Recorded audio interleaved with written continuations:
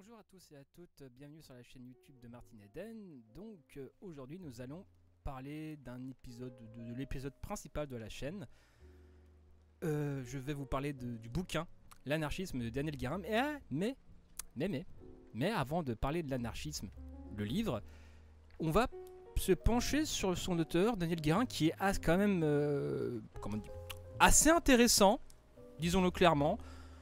Comme je l'avais dit dans ma vidéo de débriefing, qui est affichée en briefing d'ailleurs, numéro 1,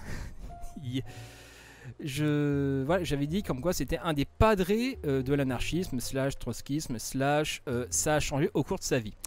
Et donc voilà, vu que dans mon épisode de présentation, j'étais très solennel et très sérieux, et j'ai dit que j'avais des sources sûres, etc. Et pour commencer, nous allons taper sa fiche Wikipédia. Wikipédia parce que j'aime bien commenter, parce que j'aime bien m'écouter parler et parce que j'aime bien tout simplement ramener ma grande gueule. Donc voilà, donc je pense que pour commencer, voilà, c'est tout à fait intéressant de voir la biographie du gars et sa fiche Wikipédia.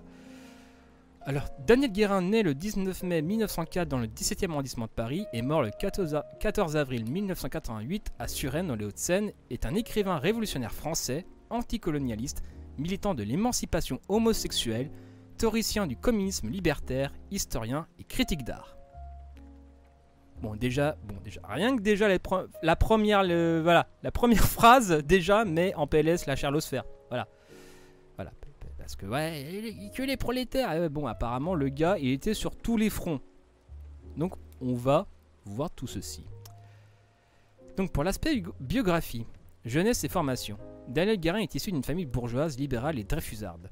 Son père, Marcel Guérin, 1975-1948, était un riche collectionneur et critique d'art qui fut, entre autres, l'auteur de l'œuvre gravée sur Godin en 1927. Son grand-père, Eugène Echtal, vous m'excuserez de la prononciation, est président de l'école libre des sciences politiques et de l'Académie des sciences morales et politiques. Son oncle était l'essayiste Daniel Halévy. Sa femme Marie Forglangler est une militante communiste autrichienne. Sa fille, Danielle Guérin, est une journaliste, traductrice, militante libertaire et signataire du manifeste des 121. Daniel Guérin fut diplômé de sciences politiques et publia des œuvres littéraires de jeunesse qui attirèrent l'attention de François Mauriac tout en ayant des activités de libraire en Syrie de 1927 à 1929. Bon, déjà, c'est vrai qu'il y a une certaine tendance chez les théoriciens de haut niveau de pas être des randoms. Voilà, si tu veux, c'est le gars, c'est pas... Je crois qu'il n'y a que Proudhon qui est plus ou moins prolo, et encore, vu, bon, Proudhon, ok, mais Proudhon, voilà, antisémite notoire, même pour les critères de l'époque, où il déclarait qu'il fallait renvoyer les juifs en Asie ou s'occuper d'eux. Même à l'époque, c'était... Pourtant, au 19e siècle, si tu veux, ils étaient sur d'autres critères. Hein, ils étaient sur une autre tolérance. Mais même pour l'époque, c'était abusé. Même pour l'époque, hein, franchement. C'est pour ça que Proudhon est très très repris à l'extrême droite. Parce que finalement, Proudhon... là, il a quand même apporté des trucs assez intéressants. Mais c'est vrai que Proudhon était pour un capital... Il n'était pas forcément si révolutionnaire que ça. Et ça fait partie des figures de la pensée anarchiste qui est... Je crois que c'est un des plus repris à l'extrême droite, avec notamment les cercles Proudhon, où il y a eu des royalistes, etc. Avec Sorel notamment, mais Sorel est beaucoup plus... même si son livre sur la violence révolutionnaire est quand même digne d'intérêt, Sorel est... Bon, Sorel, au niveau de la violence les révolutionnaires légitimes, bon voilà, c'est... Bizarrement, tu vois, les gars, à l'extrême droite, ils prennent les icônes de libertaires et d'extrême gauche et de gauche en général, ils font nos poubelles, ils prennent vraiment leur pire côté à chaque fois. À chaque fois que c'est une constante chez eux. Et c'est vrai que c'est... bon, moi, personnellement, ça me fait marrer, mais c'est vrai qu'eux, ils sont là en mode, mais regardez, voyons, nous ne sommes pas du tout dogmatiques comme ces salopards de gauchistes. Nous, on accepte tout le monde. Oui. Vous aimez Karl Marx quand il est antisémite sur la fameuse question juive. Vous aimez Proudhon quand il défend les bourgeois et la petite propriété, voilà. Vous aimez aussi Guy Debord quand il clique clairement des textes racistes. Ça a eu, je crois, un article sur l'égalité et la réconciliation sur les chroniques de Guy Debord. Enfin bref, c'est...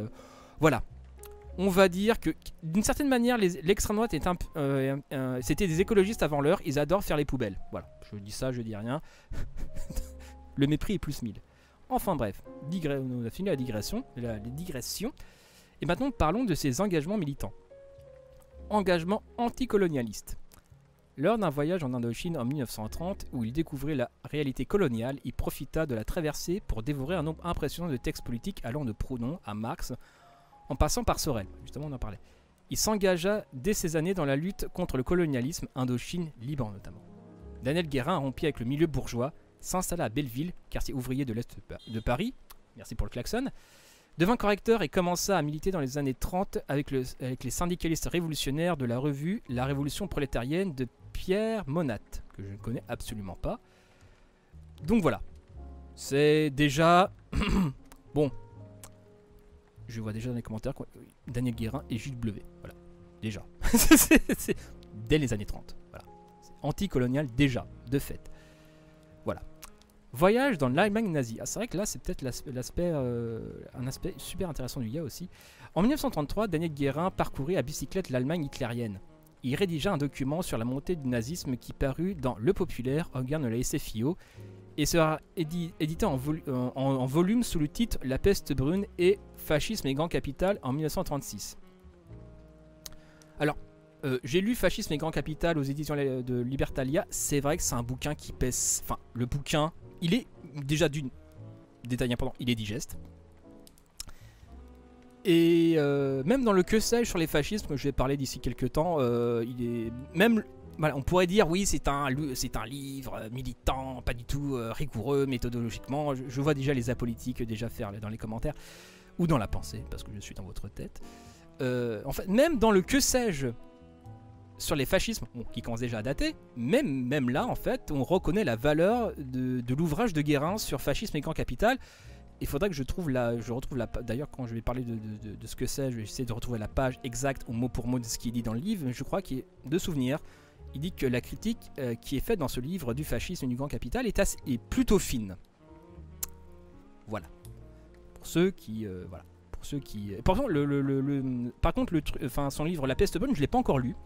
À tort. Bon, ça fait partie des 4000 livres qui me restent encore à lire, si vous voulez. Donc voilà, c'est... Tout ça pour dire que fascisme et grand capital, ça reste...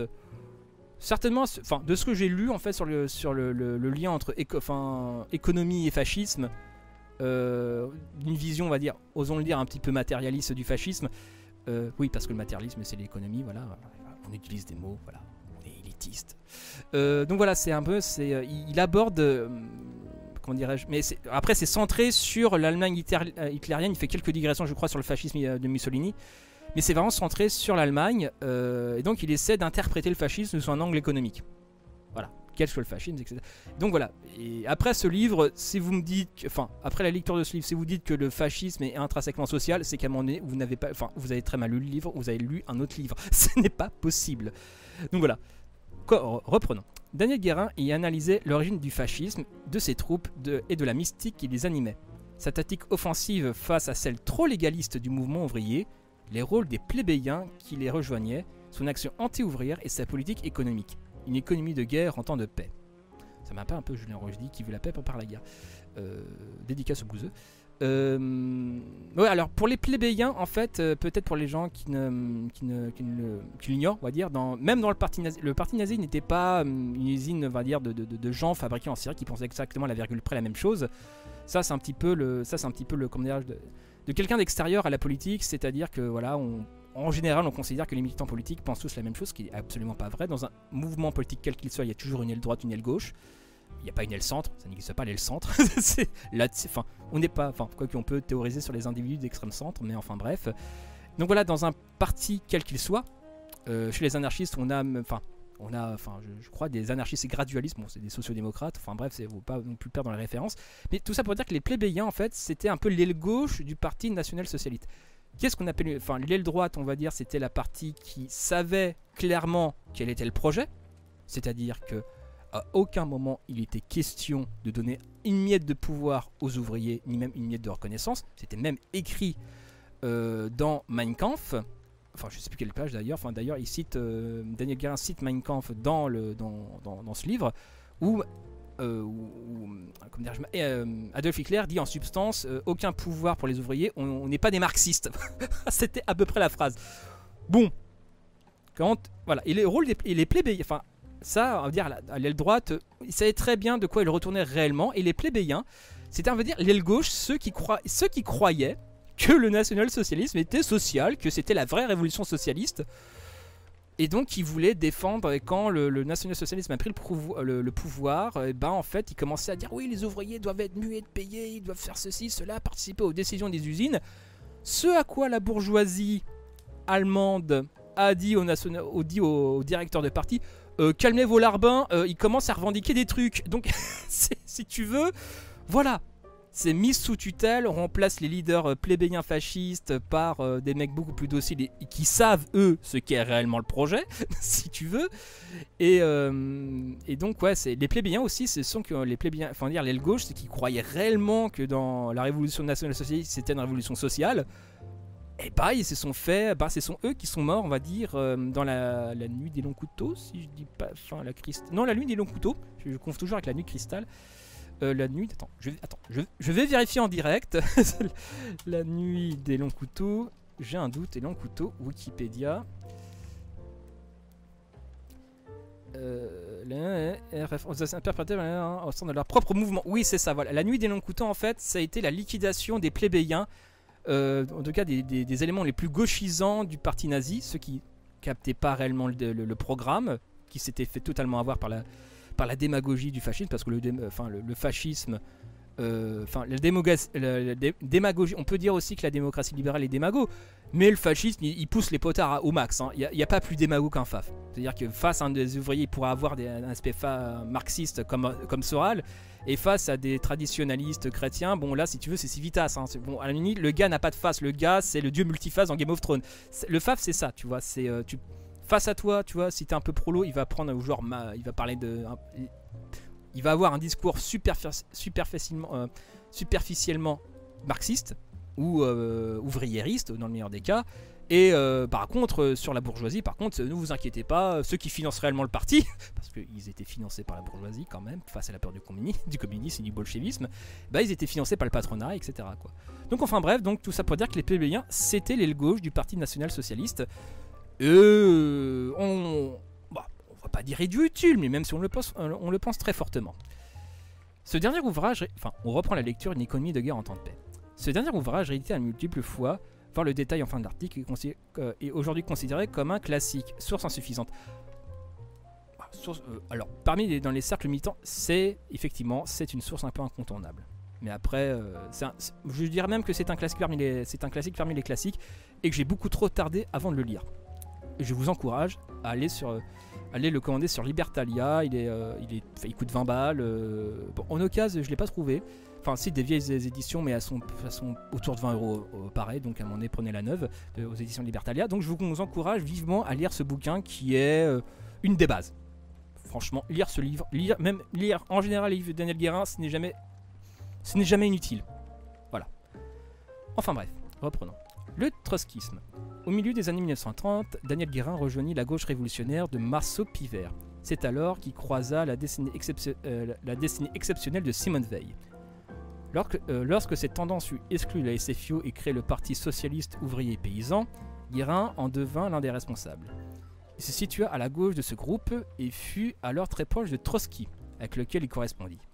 Après la défaite de 1940, avec Ivan Crépeau, Jean Rousse et Bartha, ce dernier forma plus tard ce qui devint Lutte ouvrière, il créa le comité pour la 4e internationale qui diffuse en parallèle la voix de Lénine, l'étincelle et de façon également confidentielle.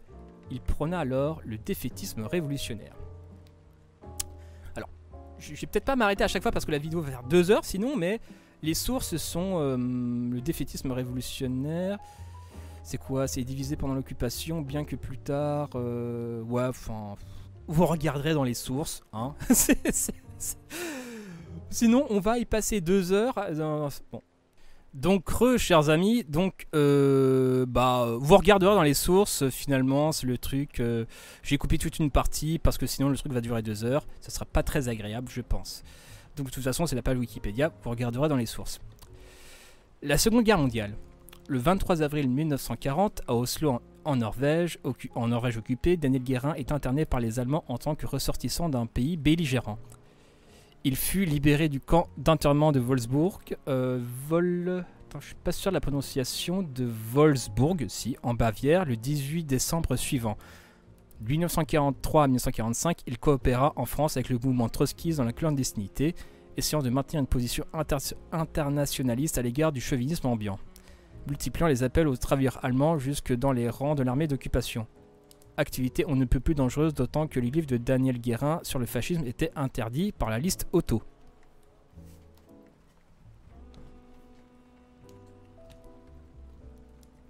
Donc voilà, c'est, on va dire que le gars, voilà, il prenait des risques, il avait certainement la trouille, mais en tout cas, il faisait ce qu'il avait à faire. Et il maintenait une position internationaliste. C'est franchement le gars jusque-là, c'est le sans faute, hein, franchement, honnêtement, là, c'est pour l'instant, c'est le perfect. Séjour aux États-Unis. En décembre 1946, Daniel Guérin embarque pour les États-Unis, où il fut actif aux côtés du mouvement ouvrier et des Noirs américains. En 1949, il rentre en France. En juillet 1950, accusé d'être ou avoir été trotskiste et anarchiste, un nouveau visa pour les États-Unis lui est refusé dans le cadre de la chasse aux sorcières du macartisme. Cette interdiction n'est levée qu'en 1957 et Guérin ne retourna aux États-Unis qu'en octobre 1973. Voilà, c'est...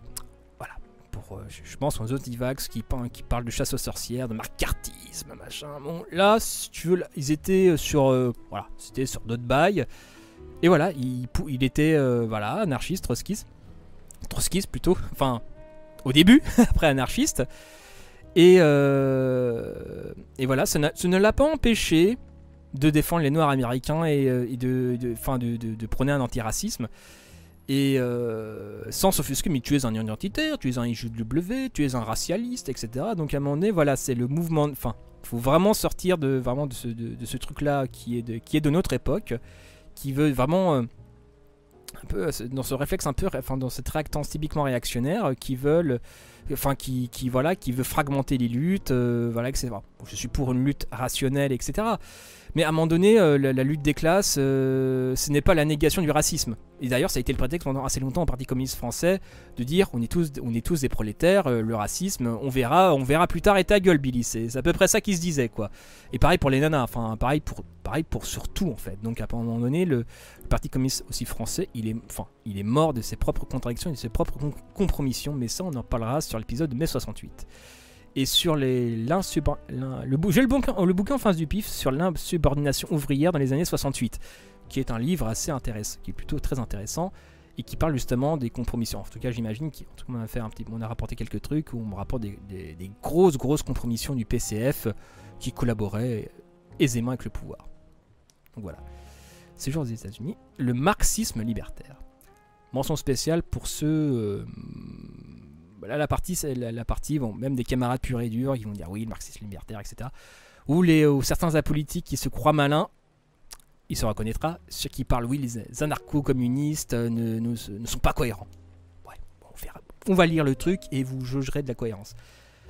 Le marxisme libertaire. Guérin, qui à son retour des États-Unis étudia les œuvres complètes de Bakounine, s'éloigna peu à peu du marxisme orthodoxe durant la guerre pour se rapprocher de l'anarchisme. Il tenta de concilier ces deux tendances en envisageant la formation d'un courant marxiste libertaire. À partir de 1959 et de la publication de jeunesse du socialisme libertaire, il cherchait une voie nouvelle dans une synthèse de l'anarchisme et du marxisme. Il plaida pour concilier le meilleur de ces deux systèmes de pensée et publie pour un marxisme libertaire, puis à la recherche d'un communisme libertaire. Il écrivit par exemple dans un monde marxiste libertaire, la double faillite du réformisme et du stalinisme nous fait un devoir urgent de réconcilier la démocratie prolétarienne et le socialisme. La démocratie prolétarienne et le socialisme, la liberté et la révolution. Je pense qu'on ne peut qu'être d'accord avec cette phrase. Tout simplement. Il adhéra cependant au PCU sans y militer. Je ne sais pas ce qu'est le PSU, pardon, pas le PCU, le PSU, sans y militer et resta un membre jusqu'en 1969. Dans une réunion publique à Marseille en 1969, il déclara parlant du PSOP que c'était une sorte de PSU. Alors là, je ne sais que pouille de ce que c'est. Voilà. Si vous savez ce que c'est, mettez-le dans les commentaires, voilà. Il demeurait un acteur de la vie politique, notamment engagé dans le soutien de la révolution algérienne. En 1960, il signe le manifeste des 121, déclaration sur le droit à l'insoumission dans le contexte de la guerre d'Algérie. Les JW, tout ça. Guérin lutta également beaucoup sur la difficile intégration par le mouvement ouvrier de la question homosexuelle. Ah, décidément, ce mec coche toutes les cases. Ah, aujourd'hui, il serait là, bordel, il pèterait un plomb. Hein, c'est. Enfin bref. 1969-70, il participe à la constitution du mouvement communiste libertaire MCL, qui tente de regrouper plusieurs groupes, dont ceux originaires des Cahiers de Mai, un rassemblement de militants de l'ancienne Fédération communiste libertaire autour de Georges Fontenis, ancien secrétaire de la Fédération anarchiste, et qui publia le journal Guerre des classes. Le MCL sera rejoint dans un groupe issu d'une scission encore, au sein de l'organisation révolutionnaire anarchiste, et devient ultérieurement l'organisation communiste libertaire avant de disparaître sous le sigle. Le sigle sera repris plus tard par une autre organisation à laquelle Guérin n'a pas appartenu. Il rejoindra temporairement ensuite l'ORA, puis en 79, à sa mort en 88, il fut militant de l'Union des travailleurs communistes libertaires, organisation dont est héritière Alternative Libertaire, qui en 2019 fusionna avec la CGA, coordination des groupes anarchistes, pour devenir l'UCL, Union communiste libertaire, ou le plateformisme. Voilà. La Minute Rouge, je crois que c'est un des rares trucs où la Minute Rouge m'a appris quelque chose. Donc voilà, c'est le communiste libertaire, voilà, c'est. Il y a beaucoup de. Précision, le mot libertaire, c'est un autre mot pour dire anarchiste. Hein. Enfin, je pense, j'ai oublié de le préciser, mais je pense que ça serait. Je pense que c'est utile de le savoir. Le spontanéisme révolutionnaire.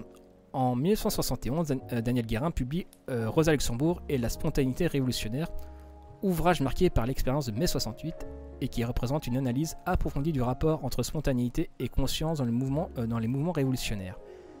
2 ans plus tard, en 1973, dans Anarchisme et Marxisme, le même auteur affirme que la seule théoricienne dans la social-démocratie allemande qui reste affiliée au marxisme originel fut Rosa Luxembourg. Il continue. Il n'y a pas de différence véritable entre la grève générale anarcho-syndicaliste et ce que la prudente Rosa Luxembourg préférait dénommer grève de masse. Bon, pour la petite anecdote, Rosa Luxembourg détestait les anarchistes et même à l'époque, je crois qu'on lui avait mis effectivement ce qu'elle disait, c'était quasiment anarchiste. Bon, voilà, elle disait ça en fait. Mais sauf que pour elle, en substance, le parti était indispensable. Elle disait vaut mieux un mauvais parti, mais un parti quand même. Après, même si Daniel Guérin la respecte et Rosa Luxembourg est extrêmement respectable, ça l'empêche pas d'être humaine et d'avoir ces incohérences où elle n'aimera pas, mais malgré l'évidence, si tu veux. De même, les violences les violentes controverses, la première avec Lénine en 1904, la dernière au printemps 1918 avec le pouvoir bolchevique, ne sont pas très éloignées de l'anarchisme. Oui, parce que, spoiler, la révolution bolchevique, c'est la première critique honnête et lucide du bolchevisme dans la révolution de 1917 en Russie. Ce sont les anarchistes et les marxistes non orthodoxes qui l'ont fait. Bien avant les libéraux et surtout bien plus honnêtement que les libéraux. Voilà. Tout ça pour dire ça. Donc voilà, si vous voulez des critiques honnêtes, pour tous les gens qui pensent que quand tu es dans l'idéologie politique, tu n'es plus d'esprit critique, non. Si vous dites ça, c'est que vous ne faites jamais vraiment pencher sur la question. Parce que d'accord, en politique, il y en a un sacré paquet. Voilà, ça peut même en venir aux mains. De même, les violences controverses, c'est pas très éloigné. Il en est de même pour ses conceptions ultimes dans le mouvement spartakiste. C'est un mouvement révolutionnaire en Allemagne après la Première Guerre mondiale. D'ailleurs, Rosa Luxembourg s'est fait tuer par... et ceux qui ont commandé l'assassinat de Rosa Luxembourg sont les sociaux-démocrates allemands. Voilà. Parce que, quand même, on est entre gens respectables. Donc, à un moment donné, elle voulait vraiment aller au bout du truc. Et vas-y, tiens, que les sociaux-démocrates... on dit, ouais, t'as une grande gueule, on va te foutre un parpaing au pied, on va te foutre dans le fleuve. Et c'est ce qui lui est arrivé, en fait. Et là, bizarrement, les militaires, ils ont vu les gauchistes, les sociodémocrates gauchistes. Bizarrement, quand il faut flinguer du bâtard, les mecs sont là. Ils se dégonflent pas. Donc voilà. C'est tout ça pour dire que Rosa Luxembourg, et vous pouvez même voir sur sa fiche Wikipédia, elle a été assassinée par les sociaux-démocrates. C'est historiquement, c'est pas une théorie du complot, c'est voilà, c'est posé si tu veux. Voilà. Dans le mouvement spartakiste à la fin de 1918, d'un socialisme propulsé de bas en haut par le communisme de conseil. Communisme de conseil, conseils ouvriers qui se dit en russe soviète. Voilà. Mais on parlera des conseils ouvriers bien plus tard parce que là, on aborde plein de thèmes intéressants. Voilà, la grève générale anarcho-syndicaliste, etc. C'est plein de sujets intéressants. Et je ne peux malheureusement aujourd'hui que les effleurer. Mais vous m'en excuserez, aujourd'hui on est concentré sur Daniel Guérin. La question de la sexualité. Daniel Guérin est ouvertement bisexuel. Il dénonce les discriminations dont sont victimes les minorités sexuelles, y compris dans les milieux de la gauche radicale.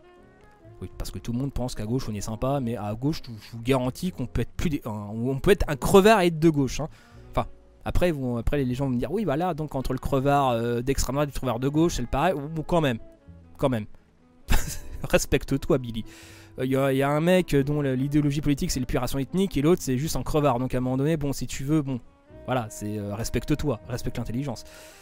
En 1955, il publie Kinsey et la sexualité, ouvrage où il détaille l'oppression spécifique subie en France par les homosexuels. Je cite. Les plus sévères critiques, entre guillemets, émanent de milieux marxistes qui ont tendance à gravement sous-estimer la variété d'oppression de l'homme par l'homme qu'est le terrorisme antisexuel. Je m'y attendais d'ailleurs et je savais, en publiant mon livre, que je m'exposais au risque de mettre à dos ceux desquels je me sens le plus proche sur le plan politique. Voilà. C'était en 55. En 65, après son coming out, il s'exprime sur l'homophobie qui domine à gauche pendant la deuxième moitié du XXe siècle. Je cite.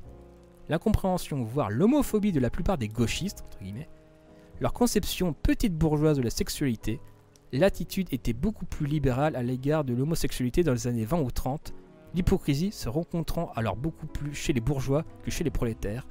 Depuis, ces derniers ont été conditionnés par les idées bourgeoises.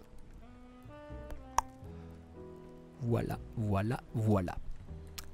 C'est pour ceux encore, les Charles, qui pensent encore que, voilà, que le combat, la lutte des classes, et que le combat LGBT, c'est un combat bourgeois. Et bah non, Billy, il est fait, la réalité dit le contraire. Voilà, par un mec qui pèse lourd, qui est un mec qui sait. Voilà, on continue. En 75, il écrit, il n'y a pas tellement d'années, se déclarer révolutionnaire et s'avouer homosexuel n'était pas chose compatible. On répète, on est en 75. Hein. Quand je suis entré en 1930 dans le mouvement social, il n'était pas question de s'y risquer, ni même d'aborder impersonnellement un sujet aussi scabreux. J'étais affligé encore d'une autre vulnérabilité. Dans les mouvements syndicaux et politiques auxquels je participais, j'avais une propension à me situer toujours à l'extrême gauche. Tant ce gars-là, il était de tous les combats. Il eût été insensé d'ajouter à ces lourds handicaps une charge supplémentaire, celle de m'intéresser aux partenaires de mon sexe, qu'il s'agit de jeunes ouvriers sans conscience de classe, ou, plus grave encore, de militants dont certains rayonnaient d'une juvénilité dont il fallait soigneusement cacher à quel point elle m'était attirante. Voilà.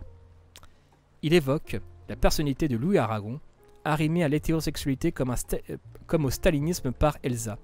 Son mauvais génie devait se protéger d'un autre malfaisant sectarisme, celui du Parti communiste, hystériquement intransigeant sur le plan des bonnes mœurs, et qui ne tolérait les extravagances amoureuses d'Aragon que beaucoup plus tard, quand Elsa ne serait plus là pour le détourner des garçons et que l'évolution de la société post-68arde aurait fait voler à l'éclat le tabou. Voilà.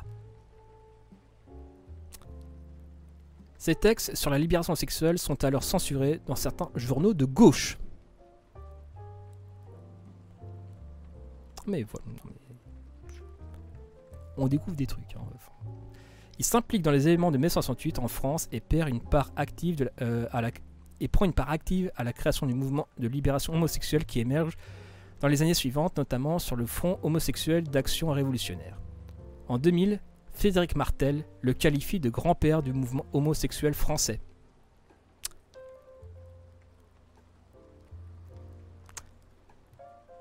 Voilà le pédigré du gars. Bon, on finit sur l'historien, parce que le gars était quand même à l'universitaire. Daniel Guérin fut aussi historien. Il publia principalement le mouvement social pendant la Révolution, française à travers 2 ouvrages. Lutte des classes pendant la Première République, en deux volumes publiés en 1947, et Bourgeois et bras nus, la guerre sociale sous la Révolution, 1793-1795, publié en 1973. Il fut également l'auteur de Ni Dieu ni Maître, une histoire et anthologie de l'anarchisme en 1976. Je l'ai, c'est un pavé. C'est plaque de marbre le machin, je crois, il fait 800 pages, je crois. Enfin, j'ai l'édition la découverte ou la couverture noire. Je l'ai pas lu, enfin, j'ai d'autres bouquins, enfin, trop de bouquins à lire, donc voilà. Donc c'est une plaque de marbre. Hein, et Bourgeois et Branus, franchement, ça reste toujours. Enfin, peut-être qu'Istoni ou d'autres pourraient me confirmer ça. Je crois d'ailleurs, je lui avais posé la question, il m'avait répondu. Enfin bref. Mais voilà, Bourgeois et Branus, apparemment, c'est un bouquin qui tient toujours plus ou moins la route. Même plutôt bien la route, je dirais. Mais après, je ne suis pas historien, je suis pas au courant du consensus. Après, si Istoni ou d'autres honnêtement partager la question, je suis tout à fait preneur. Et même Armel de Sortir du capitalisme, qui est, je crois qu'il bosse en histoire. Enfin, il est dans les sciences sociales, même pour lui. Enfin, il recommande chaudement la lecture du bouquin, qui selon lui tient toujours très bien la route. Je sais pas pourquoi. Voilà. Donc voilà. Donc voilà. L'histoire de Daniel Guérin, et franchement, dites-moi ce que vous en pensez. Est-ce que pour vous, est-ce que ça tient la route? Est-ce que vous déjà vous sentez le gars impliqué? Quand le gars écrit quelque chose, voilà, voilà. Donc on va parler de son bouquin sur l'anarchisme. Là, c'était la présentation de l'auteur, donc voilà. C'était Martin Eden en direct du Goulag. Bisous à vous.